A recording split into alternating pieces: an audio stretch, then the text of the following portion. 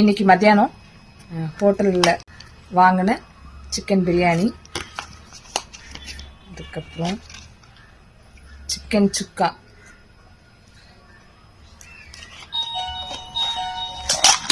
chicken gravy,